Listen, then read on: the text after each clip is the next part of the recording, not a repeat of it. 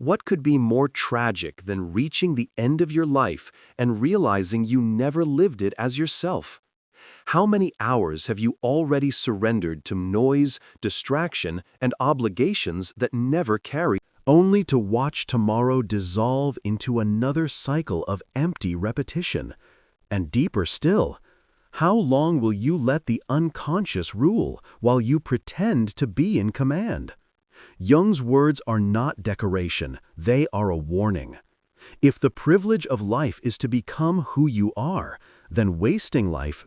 You may wear masks to appease others, bury your desires beneath routine, numb yourself with distractions, but ask honestly at what cost? The cost is measured in years you can never recover. Wasting life is not neutral, it is active decay of the soul, a quiet surrender to forces you refuse to confront. Every delay is a choice, every distraction is consent. And when you repress the self, Jung reminds you it does not vanish. It waits in the shadows, shaping your fate while you imagine you are free. So the question confronts you. Will you keep drifting through borrowed roles? Or will you finally seize the privilege that is yours alone to become who you truly are? Look around you. The age you live in glorifies movement but despises depth. Yet beneath the frenzy, how much of your energy is truly your own? How many days slip away in hollow busyness, where you move constantly but advance nowhere? And how many evenings end with the same dull realization? You were alive, but you were not truly living. You distract yourself with noise because you fear what waits in the quiet. The shadow, you repress. The truth, you evade. The potential, you abandon. Wasting life is not always dramatic failure. It is the subtle erosion that comes from living without direction, without authenticity, without the courage to confront yourself. Jung warned that what is unconscious rules you. Your persona smiles, works, performs, but behind the mask your deeper life withers. How many years are you willing to trade for comfort, conformity, and avoidance? And when will you realize that each hour wasted is an hour surrendered to forces you refuse to master? The cost is not only personal. When you waste your life, you fail your relationships, your calling. To neglect yourself is to betray both yourself and others. So here is the context. To stop wasting life, you must confront the unconscious patterns that bind you. Distraction, fear, and masks must be exposed, or they will devour your time in silence. The question presses on you with urgency. How much longer will you give away your one life to forces that are not your own? If you want to understand why you waste your life, you must first uncover the architecture of the psyche that governs you. Jung's map is not abstract theory, it is the anatomy of your fate. Until you see the hidden structures, you will continue to mistake accident for destiny and distraction for freedom. Ask yourself, do you truly choose how you live? Or are you merely obeying forces? Every impulse you deny, your anger, your laziness, your creativity, your sexuality, does not vanish when repressed. It retreats into the dark. There it waits. It emerges in disguised forms. Procrastination, compulsive scrolling, sudden rage, envy of others who live freely. Wasting your life is often nothing more than the shadow ruling you from below. Each time you silence your true desire, each hour lost to distraction is not neutral. It is a surrender to what you have refused to integrate. Do you see how the time you waste is never innocent, but always a symptom of the war within? The second force is the persona, the mask you wear to survive in society. You build it to be accepted, to meet expectations, to earn approval. But if you mistake the mask, you will work at jobs you do not love, pursue goals you never chose, and wear smiles that conceal exhaustion. The persona is not evil, it is necessary, yet when it dominates your life is wasted on appearances. How much of your time is spent maintaining the illusion of who you think you should be, instead of becoming who you truly are? The third force is the self. The self is not a role, not a mask, not a fleeting desire. It is the totality of your conscious and unconscious life. To waste your life is to refuse the call of the self, to remain fragmented, scattered, and half alive. To answer it is to embark on individuation. Ask yourself, are you serving the false gods of habit and expectation, or are you walking toward your own center? Wasting life, in Jungian terms, is the failure of individuation. It is remaining identified with the mask while repressing the shadow. It is living as a fragment, not a whole. And this failure is not absent. It explains why you feel restless even when busy, why you collapse into distraction after promising yourself discipline, why you sense that years are passing while your true life has not begun. Consider how these forces play out daily. You promise yourself focus, yet an unseen resistance pulls you into trivialities. That is the shadow claiming its due.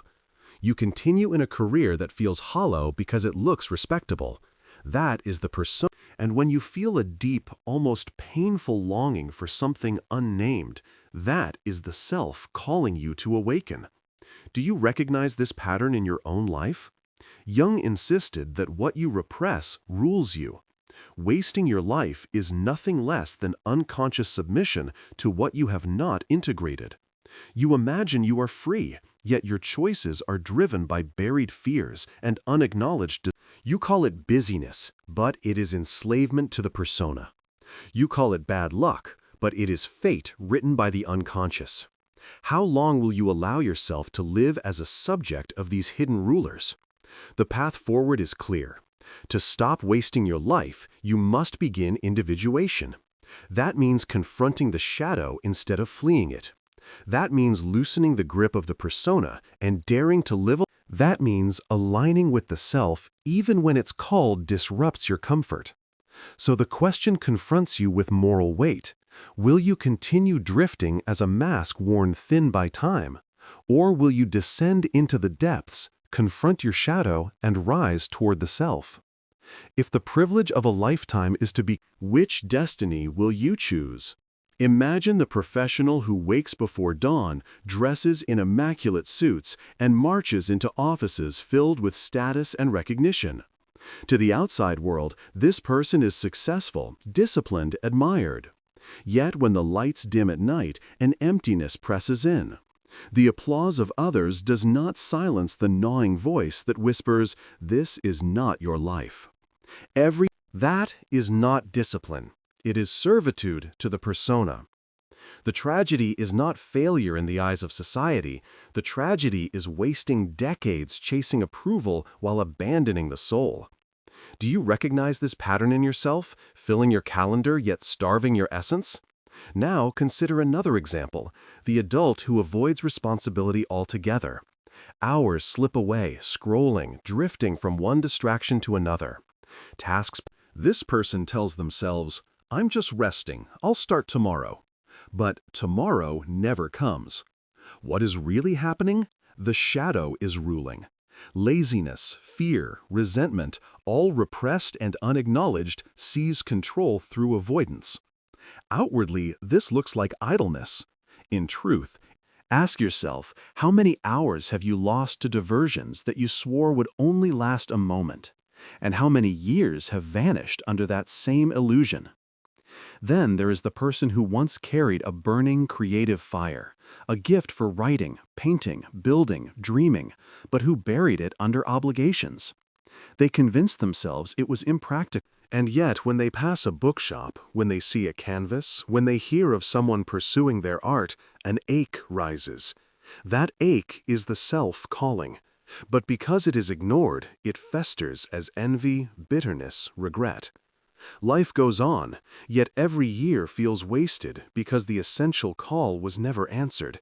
Could this be you, living half a life, watching from the shadows while others embody the professional enslaved to persona, the drifter, possessed by shadow, the creative soul silenced against the self, all waste their lives, not because they lack opportunities, but because they refuse to face their inner architecture. Wasting life is not measured in hours of inactivity, it is measured in failure to align with the self. The persona-driven professional represses dissatisfaction until it explodes as midlife crisis. The distraction-addicted drifter represses responsibility until consequences strike like catastrophe. The buried artist represses desire until regret poisons every remaining year. Which of these roads are you walking now?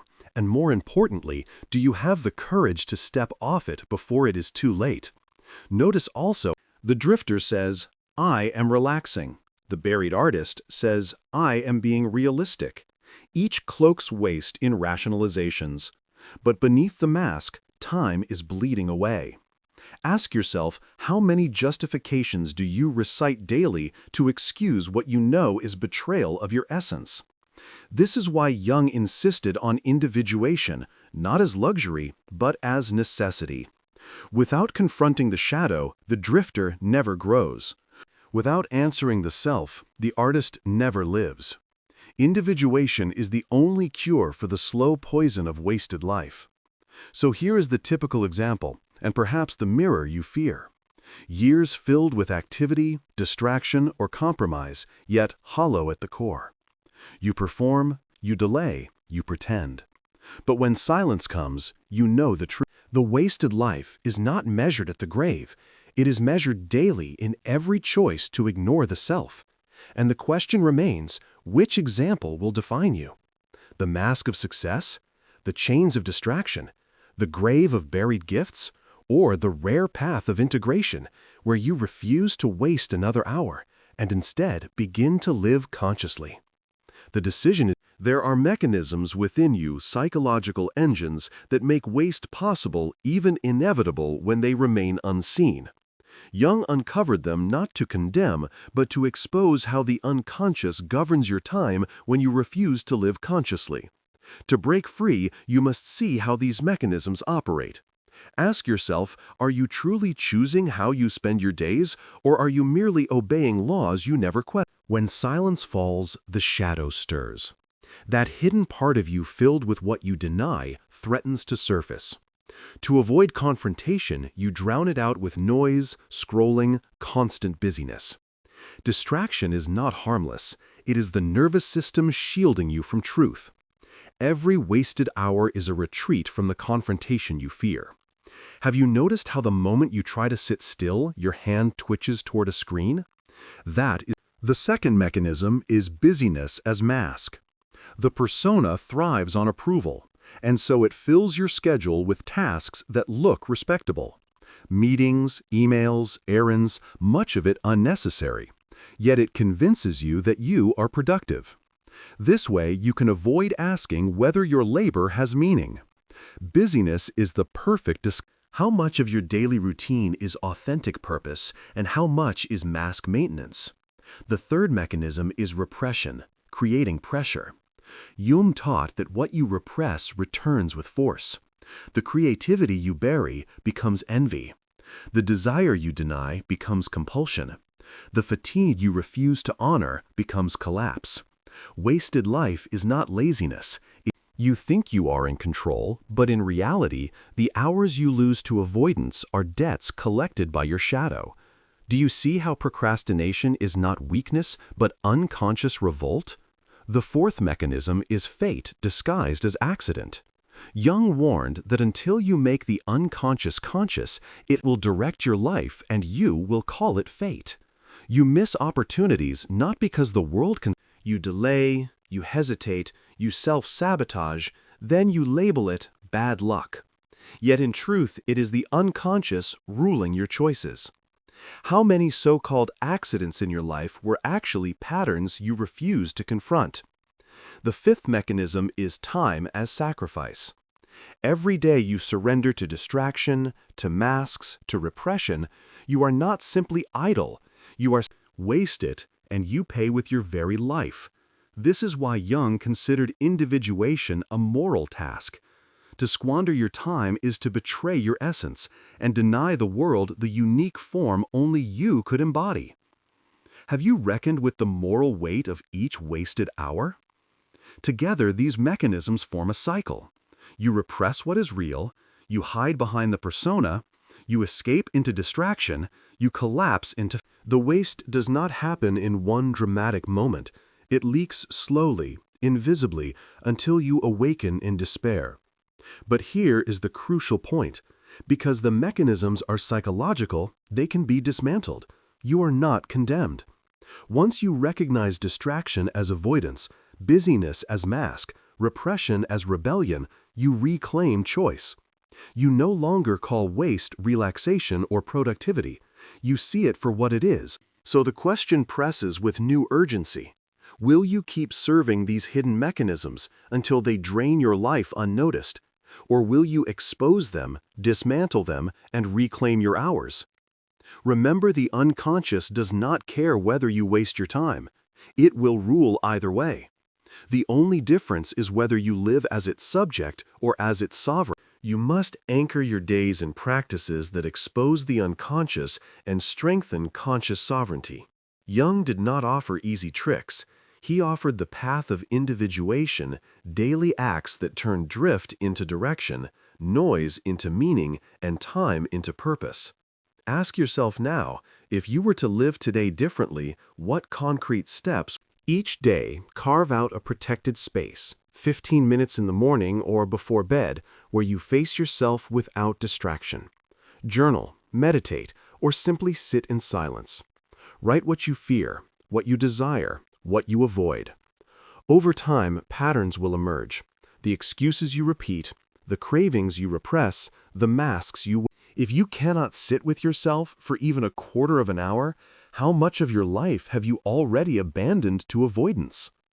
The second practice is dream work. Jung considered dreams the royal road to the unconscious. Keep a notebook by your bed. Record even fragments of your dreams. Over weeks, you will see recurring images, symbols, and conflicts. These are not meaningless. They are the shadow and the self speaking. Ask, what am I hiding that keeps surfacing at night? What desires or fears does this image reveal? Ignoring dreams is ignoring messages from the very part of you that governs your fate. Will you continue to discard them like trash, or will you treat them as sacred signals? The third practice is active imagination. When you feel blocked, converse with the rebel who resists your work, the critic who mocks you, the child who longs to play. Instead of repressing them, give them voice. By dialoguing, you integrate. You learn that the very forces that sabotage you can be transformed into allies when acknowledged. How much of your wasted time comes not from lack of discipline, but from silenced parts of you demanding? Decide each morning on one act that will serve yourself, not your persona. It may be 25 minutes of focused work, a difficult conversation, or time devoted to your creative calling. Protect that act as sacred. Do not call it productivity, it is sovereignty. When you keep the pact, you strengthen trust within yourself. And when you break it, do not punish, but reflect and adjust. Will you continue letting your hours be consumed by others' demands, or will you finally reserve a portion of your day for the life that is truly yours? The fifth practice is disciplined subtraction. Look at your habits of distraction, scrolling, endless obligations, shallow entertainment. Each one drains hours that could be offered to the self. Subtract one, not all at once, but one. Do you realize how much of your wasted life comes not from lack of time, but from filling it with what numbs you? The sixth practice is alignment through choice. Before committing to any task, ask, does this serve my essence or only my mask? Does this honor my calling or only my fear? Living consciously requires ruthless questioning.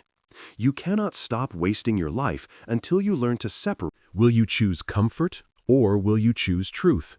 Finally, the seventh practice is integration in relationships. Notice where you wear masks with others, where you silence your truth to be accepted. Each false performance wastes life. Begin speaking more honestly, even in small ways.